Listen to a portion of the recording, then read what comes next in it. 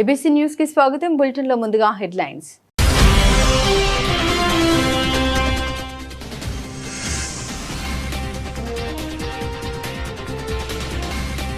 గోదావరి నది పరివాహక ప్రాంతంలో పర్యటించిన ఉప ముఖ్యమంత్రి పవన్ కళ్యాణ్.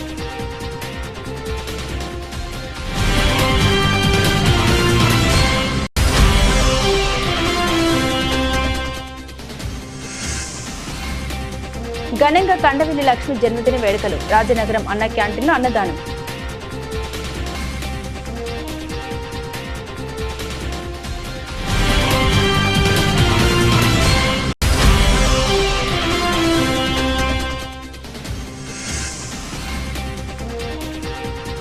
కాలుష్య రహిత గోదావరి పుష్కరాలు నిర్వహణకు ప్రభుత్వం కట్టుబడి ఉంది. ముఖ్యమంత్రి పవన్ కళ్యాణ్.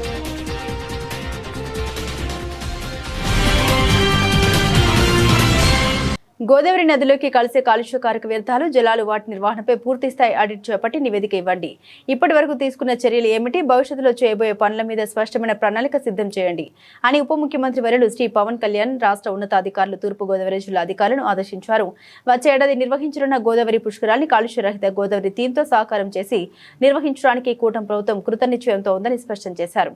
రాజమహేంద్రవరం పర్యటనలో భాగంగా సోమవారం ఉదయం 6 గంటల శ్రీ రాజమహేంద్రవరం పుష్కరాల ఘాట్ నుండి కోట్లింగాలు ఘాట్ వరకు పడవలు ప్రయాణించి గోదావరి జిల్లాల కాలుష్యకారక ప్రాంతాన్ని పరిశీలించారు. ఉప ముఖ్యమంత్రి పవన్ కళ్యాణ్ గారితో పాటు మంత్రులు నాదెండ్ల మనోహర్, కందుల దుర్గేష్, శాసన మండలిలో ప్రభుత్వ పిడుగు హరిప్రసాద్, ఎమ్మెల్సీ సోము వీర్రాజు, ఎమ్మెల్యేలు ఆదిరెడ్డి వాసు, రాజమండ్రి నగరపాలక సంస్థ కమిషనర్ రాహుల్ మీనా తదితరులు ఈ పర్యటనలో పాల్గొన్నారు.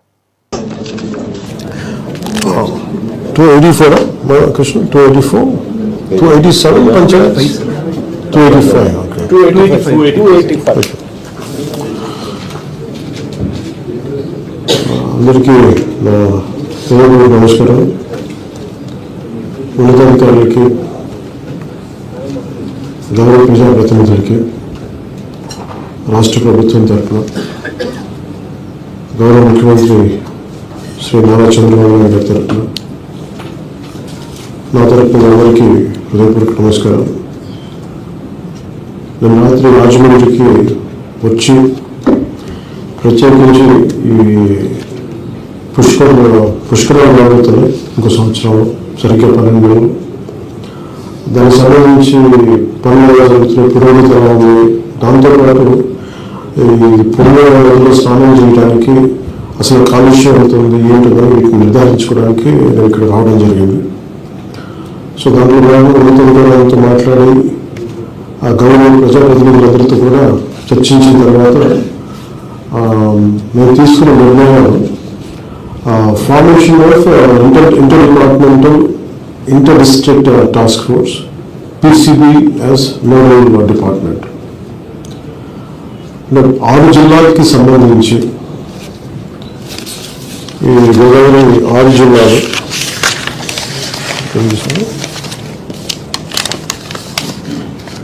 ఈస్ట్ గోదావరి, వెస్ట్ గోదావరి, కోనసీమ, ఏలూరు, కాకినాడ, పోలవరం ఈ 6 జిల్లాలతోటి ఒక inter district task force inter departments. దీనికి పొల్యూషన్ కంట్రోల్ బోర్డు ఒక నోడల్ డిపార్ట్మెంట్గా దీన్ని చూస్తుంది. అలాగే ఈ పుష్కరాలకు సంబంధించి పొల్యూషన్ ఎంత ఉందని మాట్లాడుతున్నప్పుడు కొన్ని చోట్ల కొన్ని పరిశ్రమల తాలూకు కాలుష్యం కూడా గోదావరి నదులు, గోదావరి పాయలు, పంట కాలంలో రావడం కూడా జరుగుతూ ఉంది. వీటిని కూడా చెక్ చేయడానికి ఎలా చేద్దామనే చర్యలో భాగంగా పొల్యూషన్ కంట్రోల్ బోర్డు నుంచి చైర్మన్ గారు, ప్రిన్సిపల్ సెక్రటరీ గారు అందరూ కూర్చొని మేమందరూ నిర్ధారణ కూర్చొని దాదాపు 100 కోట్ల రూపాయలు ఈ మున్సిపాలిటీలకు కావచ్చు, పంచాయతీలకు కావచ్చు, ఈ 5 జిల్లాలకి, ఈ 6 జిల్లాలకి ఈ పొల్యూషన్ కంట్రోల్ బోర్డు ఈ మెజర్స్ని మిటిగేట్ చేయడానికి ఈ పంచాయతీలకి, మున్సిపాలిటీలకి దాదాపు పొల్యూషన్ కంట్రోల్ బోర్డు నుంచి 100 కోట్లు బడ్జెట్ కేటాయించడం. అలాగే పంచాయతీ డిపార్ట్మెంట్కి సంబంధించి ఒక రాజధాని వస్తే ఎలా గ్రోత్ ఇంజిన్ అని అంటారు రాష్ట్రానికి, ఈ పుష్కరాలకి దాదాపు మనం ఆంధ్ర ఆశిస్తుంది 10 కోట్ల మంది టూరిస్టులు వస్తారు ఇక్కడికి, ఆంధ్రప్రదేశ్కి. భిన్నమైన దారుల నుంచి, రకరకాల రాష్ట్రాల నుంచి, హైవేస్ నుంచి. సో దాంట్లో అందరూ రాజమండ్రి చుట్టుపక్కలే కాకుండా ఇది 6 జిల్లాలకు సంబంధించింది కాబట్టి 6 జిల్లాలు కూడా దీని నుంచి ఆర్థిక లబ్ధి పొందాలి, అలాగే దీనికి ఒక ఆర్థిక పరిపుష్టి చేకూరాలన్న ఉద్దేశంతో ఇందాక ప్రిన్సిపల్ సెక్రటరీ కంతిలాల్ దండే గారితో కృష్ణతేజ గారితో మాట్లాడుతుంటే వారి దగ్గర నుంచి మేము మాట్లాడుకుంది మేము ఒక నిర్ధారణకు వచ్చిందంటే panchayats to be made self sufficient with facilities to క్యాటర్ to పుష్కరాలు. అంటే ఎవరైనా సరే వచ్చి పుష్కరాల్లోకి వెళ్ళాలి అంటే మేజర్ వీటికే కాకుండా చాలా ఆహ్లాదకరమైన వాతావరణంలో పంచాయతీల్లో దట్టు ఒక 5 స్టార్ రేటింగ్ 4 స్టార్ రేటింగ్ పంచాయతీల్లో మేము గైడ్ చేసి అక్కడే పంచాయతీల్లో హోమ్ స్టే పెట్టి వాళ్ళకి చక్కగా వచ్చి పుష్కర స్నానం చేసి దేవుడికి దర్శనం చేసుకొని అక్కడ వారి పూర్తి కొంచెం సేద తీరి తిరిగి వాళ్ళ గమ్యస్థానాలకు వెళ్ళేలాగా దాదాపు 285 పంచాయతీలని గుర్తించాం. దానిని ఎలాగా ఇంకొంచెం మరింత అందాన్ని ఇనుమడింపు చేసేలాగా పుష్కర్ ఘాట్స్ మరింత సౌకర్యవంతంగా ఉండేలా దానికి కూడా పంచాయతీరాజ్ నుంచి ప్రత్యేకంగా నిధులు దానికి ఇవ్వబోతున్నాం. అలాగే మేజర్గా ఇప్పుడు కలెక్టర్ గారితో మాట్లాడుతున్నప్పుడు ప్రియా గారితో రాజమండ్రి కలెక్టర్ గారు కీర్తి గారితో ఏమొచ్చినట్టు ఇప్పుడు ఇందాక మొత్తం నేను ఈ పరిశీలనకి వెళ్ళినప్పుడు చాలా ప్లాస్టిక్ వ్యర్థాలన్నీ కనిపిస్తూ ఉన్నాయి. మనం ఎంత శుభ్రపరుస్తున్నా కానీ ఎక్కడో చోట నాలాల నుంచి దీని నుంచి వచ్చేయటం లేదంటే గట్ల నుంచి పడేయటం. దీనికి కలెక్టర్ కీర్తి గారు చెప్పింది ఏంటంటే ప్లాస్టిక్ ఫ్రీ రాజమండ్రి అనే ఒక నినాదంతో ఒక అవగాహన కార్యక్రమాన్ని మొదలు పెడతాం ఈ రోజు నుంచి. దానికి సంపూర్ణంగా మనందరం మద్దతు తెలపాలని కోరుకుంటూ, ఎందుకంటే ఇది మన నదిని మన జీవనది, మనకి తల్లి లాంటిది మన నది. ఆ నదిని మనం కలుషితం చేసుకుంటే మన భవిష్యత్తును మనమే పాటు చేసుకుంటాం. అందుకని మనస్ఫూర్తిగా ఈ రోజు నుంచి ముఖ్యంగా ఉభయ గోదావరి జిల్లాల ప్రజలు ఈ ప్లాస్టిక్ ఫ్రీ అనేదాన్ని మీరు ఒక నినాదంగా తీసుకొని నదులు కలుషితం కాకుండా, ముఖ్యంగా మన తల్లి లాంటి గోదావరి నది కలుషితం కాకుండా కాపాడవలసిన బాధ్యత గోదావరి జిల్లాలో ఉన్న ప్రతి ఒక్క పౌరుడికి, ప్రతి ఒక్క తల్లికి, ప్రతి ఒక్క బిడ్డకి బాధ్యతను తెలియజేసుకుంటూ మీరు కూడా నో ప్లాస్టిక్ ఫ్రీ అన్నదానికి మీరు కూడా భాగస్వామ్యం కావాలని మనస్ఫూర్తిగా అందరినీ నేను అభ్యర్థిస్తున్నాను. ఇది మొదటి మీటింగ్ మాత్రమే. మేము తీసుకున్నది ఏంటంటే బాధ్యత నా డిపార్ట్మెంట్ కింద పర్యావరణ విభాగం కింద నాకు ఈ కృష్ణా గోదావరి క్లీన్ దీన్ని శుభ్రపరిచే వ్యవస్థ కూడా నా కిందే ఉంటుంది. అది దానికి బడ్జెట్ లేదు. సో దాన్ని ఎంపవర్ చేసి బోత్ గోదావరి అండ్ కృష్ణాని జీవనదులవి, ఆ జీవనదులు ఎలాంటి కాలుష్యం లేకుండా, ఎలాంటి పారిశ్రామిక కాలుష్యాలు లేకుండా ఎలా చేయాలి, ఒకవేళ కాలుష్యాలు ఉంటే దాన్ని అసలు కాలుష్యం లేకుండా దాన్ని శుభ్రపరిచి శుద్ధిపరిచి తిరిగి నదుల్లోకి వదలాలన్నదే సంబంధించి కొంతమంది పారిశ్రామికవేత్తలతో కూడా నెక్స్ట్ మీటింగ్ నేను మాట్లాడబోతున్నాను. వారి సహాయ సహకారాలు కూడా తీసుకొని మన జీవనదులు కాలుష్యం కాకుండా భవిష్యత్తు తరాలు ఆరోగ్యంగా ఉండాలన్న సదుద్దేశంతో దీనికి ఈ రోజున రాజమండ్రిలో శ్రీకారం చుట్టాం. దాంతోపాటు ఈ కార్యక్రమాన్ని పుష్కరాలు వచ్చే వరకు నేను ప్రతి 2 వారాలకి కనీసం అవసరమైతే నెలకి 3 సార్లు అయినా సరే 4 సార్లు అయినా సరే నేను దీన్ని సూపర్వైజ్ చేసి కాలుష్యానికి సంబంధించి కానీ డెవలప్మెంట్కి సంబంధించి కానీ నేను బాధ్యత తీసుకుంటానని చెప్పి నేను మీ అందరికీ తెలియజేస్తాను. అలాగే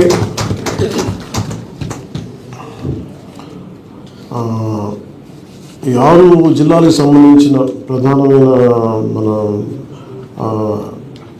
పార్టీ అభ్యర్థులు, మన ఎన్డీఏ అభ్యర్థులందరికీ కూడా will invite all honorable representatives will be meeting soon and will discuss and will take all these suggestions. So thank you and once more thank you. Jai Hind.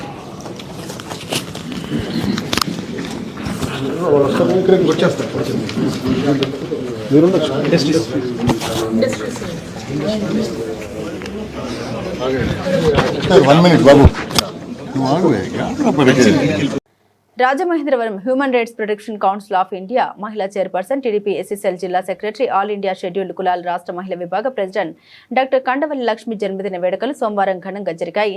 స్థానిక దివాన్ చెరువులో ఉన్న కండవల్లి లక్ష్మి నివాసానికి పెద్ద ఎత్తున చేరుకున్న రాజకీయ పార్టీల నాయకులు, క్రైస్తవ మత పెద్దలు, పాస్టర్ అమ్మలు ఆమెకు పుష్పగుచ్చం అందించి జన్మదిన శుభాకాంక్షలు తెలిపారు. దీనికి ముందుకు రాజనగరం అన్న క్యాంటీన్లో పేదలకు కండవల్లి లక్ష్మి ఆధ్వర్యంలో పేదలకు అన్నదానం చేశారు.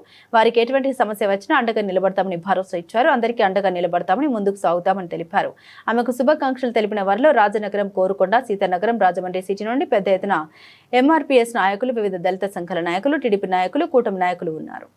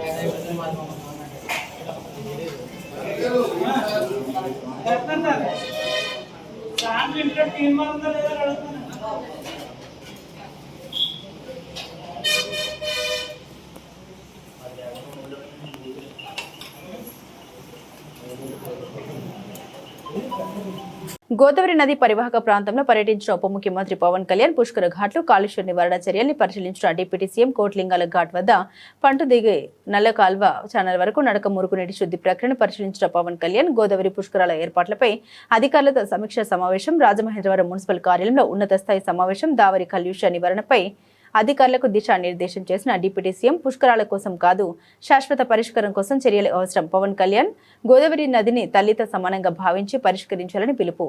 14 రోజుల సమగ్ర కార్యాచరణ నివేదిక సమర్పించాలని ఆదేశం. గోదావరి సంరక్షణలో ప్రతి ఒక్కరూ భాగస్వామి కావాలని పిలుపు.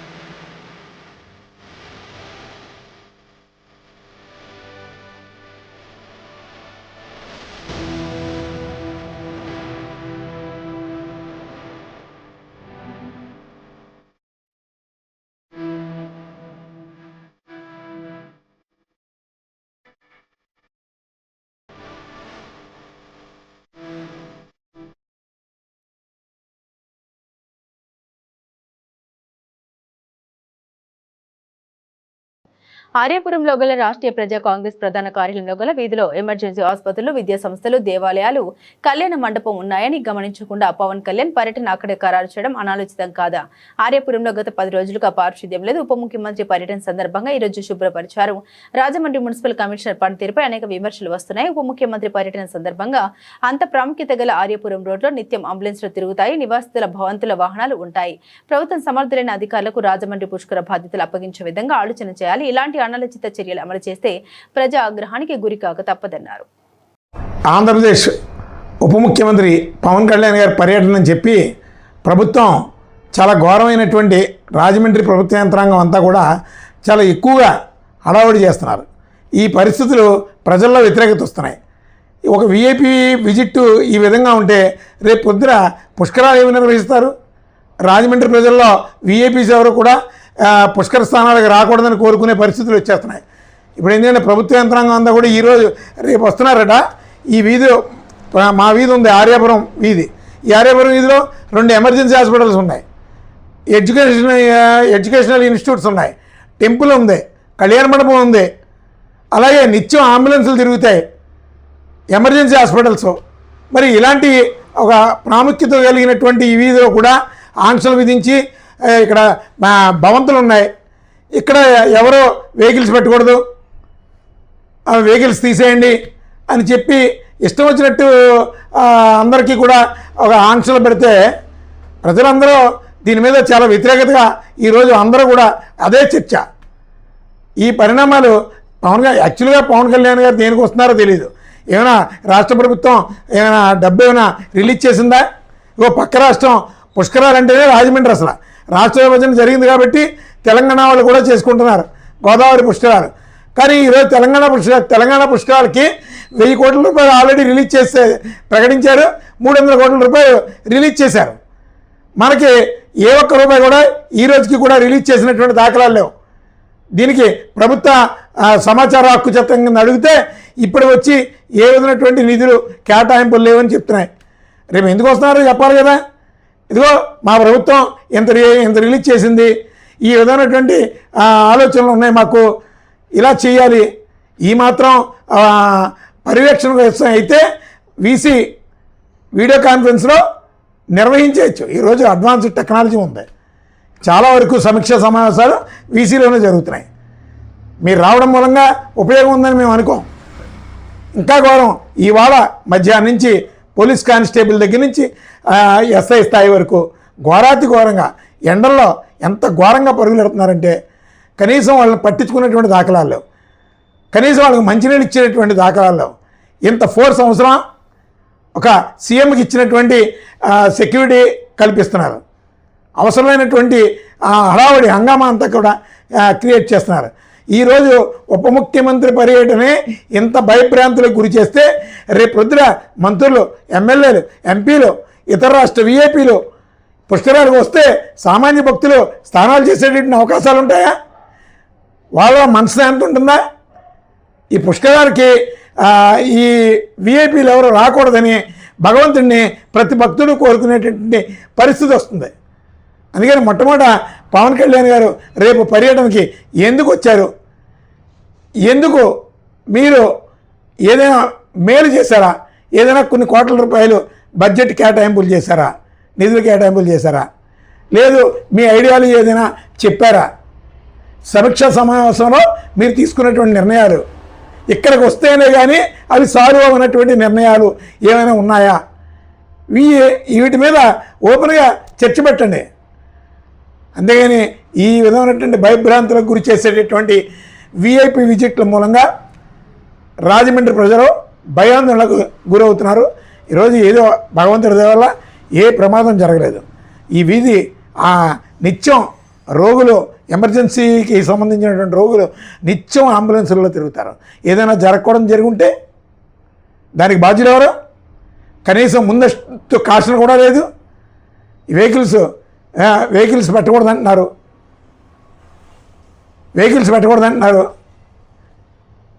మరి పెట్టకూడదంటే మున్సిపల్ కార్పొరేషన్కి సంబంధించిన గ్రౌండ్ ఉంది కదా, ఆ గ్రౌండ్లో కనీసం 2 రోజుల ముందు ఇలా విఐపి పవన్ కళ్యాణ్ గారు వస్తున్నారు, మీ వెహికల్స్ అన్నీ సుబ్రహ్మణ్యంలో పెట్టుకోండి అని ప్రకటన చేయొచ్చు కదా. అసలు ప్రభుత్వ విధులే నిర్వహిస్తలేదు. 10 రోజుల నుంచి ఈ ఆర్యాపురం అంతా కూడా మురుగు కంపండి.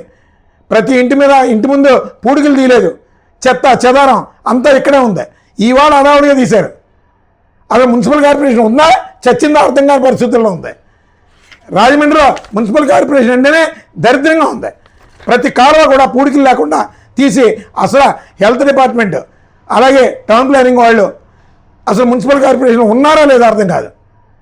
కమిషనర్ పడుకున్నారో కమిషనర్ ఏమైనా ఉద్యోగం చేస్తున్నాడో లేదో అర్థం కాని పరిస్థితుల్లో ఉంది. రాజమండ్రి పేరుకు మాత్రమే మున్సిపల్ కార్పొరేషన్ లాగా ఉంది. ఇదే తంతు నడిస్తే రేపు పొద్దున పుష్కరాలకి ఘోరమైనటువంటి పరిస్థితులు ప్రజలు ఎదుర్కొంటారు. మీరు ఒక్క విఐపి పర్యటననే సక్రమంగా నిర్వహించలేకపోయారు. కోట్ల మంది భక్తులు వస్తారు, మరలా పైగా కుంభమేళ తరహాలో చేస్తామంటున్నారు. మీరు నిర్వహించగలరా? మీకు చేతనవునా? అసలు ఇప్పుడున్నటువంటి అధికార యంత్రాంగం ఎందుకు పనికిరాదు. ముందు మున్సిపల్ కమిషనర్ని తక్షణం రాజమండ్రి నుంచి బదిలీ చేయండి. ఎందుకంటే ఆయన రాజమండ్రిని మురికి కోపంగా తయారు చేస్తున్నాడు. సార్, పుష్కర్ ఘాట్లో పనులు చాలా ఘోరంగా ఉన్నాయని చెప్పి భక్తులు చాలా మంది అన్నారు. డైరెక్ట్గా దాని మీద అడుగేస్తే టైల్స్ కొత్తగా వేసిన టైల్స్ మీద డైరెక్ట్ గోదావరిలోకి వెళ్ళిపోతారని చెప్తున్నారు. ఫౌంటైన్లు ఏవో అడదట్టంగా కడతారంటున్నారు. అక్కడ జరుగుతున్న పనుల మీద మీ స్పందన ఏంటి? ఏమండి, లాస్ట్ టైం 2000 కోట్ల రూపాయలు బడ్జెట్ రిలీజ్ చేశారు. కనబడడానికి ఏమైనా ఉందా? ఘాటు సింగిల్ ఘాట్ అన్నారు. ఆ ప్లేట్లు ఇప్పుడు వచ్చి లేవు, పోయినాయి. మళ్ళా పుష్కరాలు వచ్చేటప్పటికే లేవు. ఇప్పుడు 3000 కోట్ల రూపాయలు బడ్జెట్ అంటున్నారు. ఈ అధికారులు భోజనం చేసేయడానికి సిద్ధపడుతున్నారు. అవినీతికి మార్గం చేసుకుంటున్నారు. ముందు నీతి కబుర్లు చెప్పేటటువంటి వాళ్ళందరూ కూడా ఈ కూటమి ప్రభుత్వంలో ఉప ముఖ్యమంత్రితో సహా అవినీతిగా మార్గం చేసుకుంటున్నారు తప్ప పుష్కరాల్ని ఒక ప్లానింగ్లో నిర్వహిద్దాం అనే ఆలోచన లేదు. నిజంగా అలాంటి సదుద్దేశం ఉంటే ఈ పార్టీకి అఖిలపక్ష సమావేశం నిర్వహిస్తారు. ఈ రోజుకి అఖిలపక్ష సమావేశం ప్రభుత్వ పరంగా నిర్వహించలేదు. దానికి మేము ముఖ్యమంత్రి గారికి లెటర్ కూడా రాసాం. దాని మీద సమాధానం లేదు ఈ రోజుకి. ఇవ్వండి, ఎందుకు పనికిరాని రిక్వెస్ట్ లెటర్ పెట్టారు ఇవాళ మాకు. మేము పార్కింగ్కి కాస్త వెహికల్స్ ఏం పెట్టొద్దు అని మాకు కాషన్ నోటీస్ ఇచ్చారు. ఇది ప్రభుత్వం అంటే ఎలా ఉండాలండి? ఒక రూల్ పొజిషన్ ఉండాలి. ఒక రూల్ పొజిషన్ ప్రకారం మీరు కోఆపరేట్ చేయాలి. ఇది బెగ్గింగ్ లెటర్లా ఉంది. ప్రభుత్వం ఎలా తయారైంది? ఈ రిక్వెస్ట్ లెటర్ ఏం చేసుకోవాలి? కానీ ఇది మా రాజమండ్రి, పుష్కరాలు ఘనంగా జరగాలి, మన ప్రభుత్వం మన సమాజం అని భావించి పొద్దున ఈ వీధిలో అందరూ చాలా కోపోద్రికులయ్యారు. వాళ్ళందరినీ నేను సముదాయించి నచ్చజెప్పాం, ఇది మనదే. కానీ పవన్ కళ్యాణ్ గారి పర్యటన నాకు తెలిసినంత వరకు హడావుడికి తప్ప దేనికి పనికిరాదండి. దాని మూలంగా ఏం ఉపయోగం లేదు. రేపు ఆయన వచ్చి వెళ్ళినందుకు బడ్జెట్ ఇప్పటికే లాస్లో ఉన్నాం. ప్రతి రూపాయి కూడా అప్పులు చేసి బ్రతకాల్సిందే వస్తుంది. ఆయన ఆయన వస్తున్నాడు, ఫలానా ఉపయోగం ఉండాలి. ఇదిగో నేను రావడం మూలంగా ఇది చేస్తాను. పర్యవేక్షించడానికి, సమీక్ష సమావేశాలు నిర్వహించడానికి ఇంత అడావుడ. రాజమండ్రి ప్రజలు ఇవాళ భయపడినటువంటి పరిస్థితులు. ఈ వీధులన్నీ బారికేట్లే. పోలీసులను ఒక విధంగా చెప్పాలంటే బారికేట్ల కన్నా ఘోరంగా వాడుకుంటున్నారండి ప్రభుత్వం. ఇవాళ మధ్యాహ్నం పోలీసుని చూసి నాకు జాలేసింది. వాళ్ళకి మంచినీళ్ళు కూడా ఇచ్చేవాళ్ళు లేరు. ఈ ఎండలో సుమారు 48 నడుస్తుంది. ఇలాంటి పరిస్థితుల్లో ఈ విజిట్ అవసరం? మరి ఎందుకు వస్తున్నారో మాకు చెప్పాలి.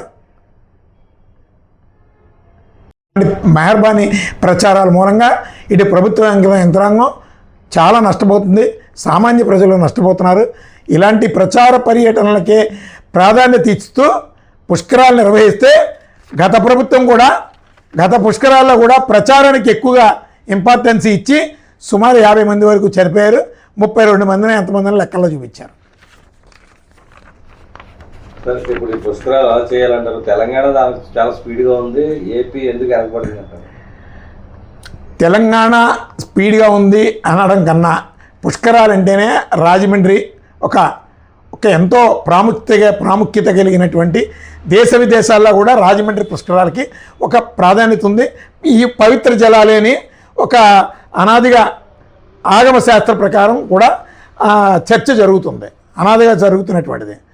దాన్ని మనం పరిగణలోకి తీసుకొని భక్తి శ్రద్ధలతో ఈ పుష్కరాలు నిర్వహించాలి. అసలు మేము ఒకటి చెప్తున్నాం, పుష్కరాలు అనేటప్పటికీ రాజమండ్రి కాదండి, త్రయంబకంలో స్టార్ట్ అవుద్ది. అక్కడ స్టార్ట్ అయ్యి కాదండి అంతర్వేదిలో ముగుస్తుంది.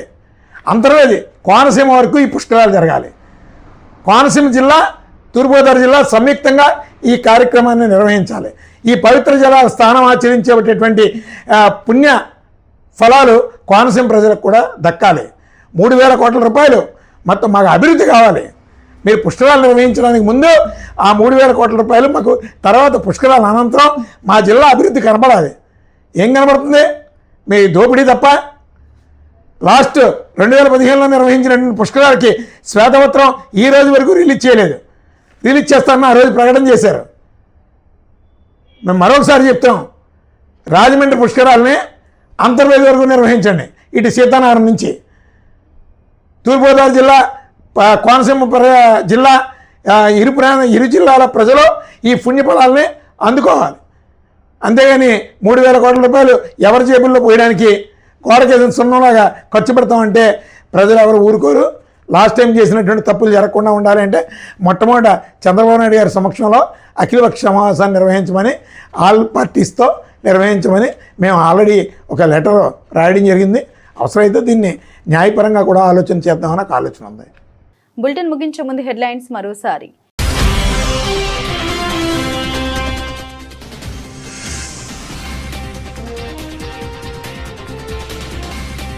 గోదావరి నది పరివాహక ప్రాంతంలో పర్యటించిన ఉప ముఖ్యమంత్రి పవన్ కళ్యాణ్.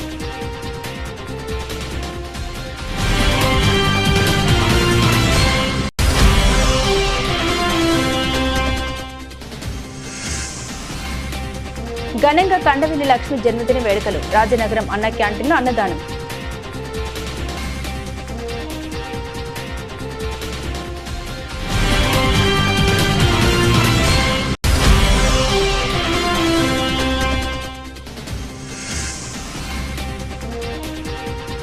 కాలుష్య రహిత గోదావరి పుష్కరాలు నిర్వహణకు ప్రభుత్వం కట్టుబడి ఉంది. ముఖ్యమంత్రి పవన్ కళ్యాణ్.